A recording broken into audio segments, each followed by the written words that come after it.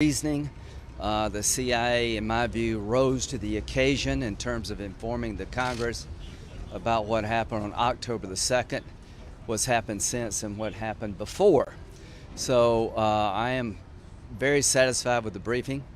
There's a desire by the intelligence community to limit the number of people briefed. After that request was made, I understand now why they want to keep it more limited than before.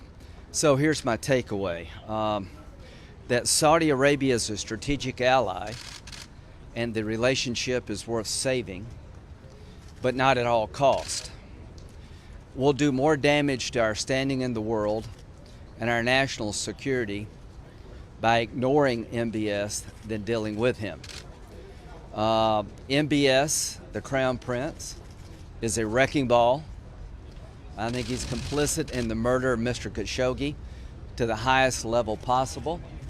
I think the behavior before the Khashoggi murder was beyond disturbing, and I cannot see him being a reliable partner to the United States. Saudi Arabia and MBS are two different entities. If the Saudi government is going to be in the hands of this man, for a long time to come, I find it very difficult to be able to do business because I think he's crazy. I think he is dangerous, and he has put the relationship at risk. No one has fought for this relationship harder than myself and Senator McCain.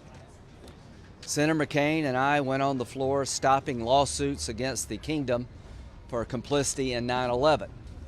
Because we did not believe the royal family was involved in the planning and execution of the 9/11 attacks. If John McCain were alive, I believe he would be standing with me today, leading the charge to come down like a ton of bricks on the Crown Prince for what he's done to the relationship, the way he's destabilized the region. So what will I do?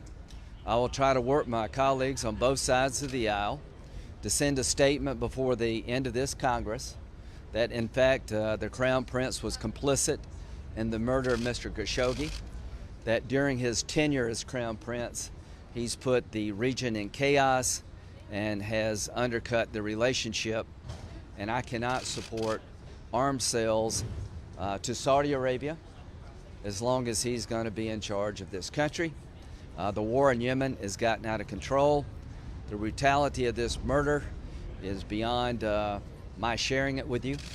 It was one of the most brutal acts one could imagine, and it says a lot about him as a person, and everybody is watching us. There are people who are raising their voice in dissent throughout the region and the world. They look to America for a helping hand. There are other people in the region who will see this as a green light if we look the other way. We have relationships with many countries throughout the world.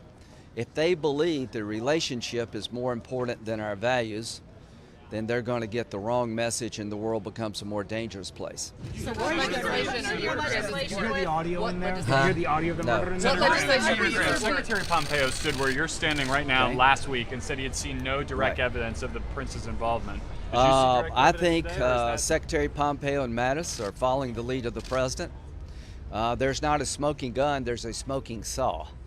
You have to be willfully blind not to come to the conclusion that this was orchestrated and organized by people under the command of MBS, and that he was intricately involved in the demise of Mr. Khashoggi. Open source reports show that he had been focusing on Mr. Khashoggi for a very long time. It is zero chance, zero, that this happened in such an organized fashion without the Crown Prince. As to Pompeo and Mattis, I have great respect for them.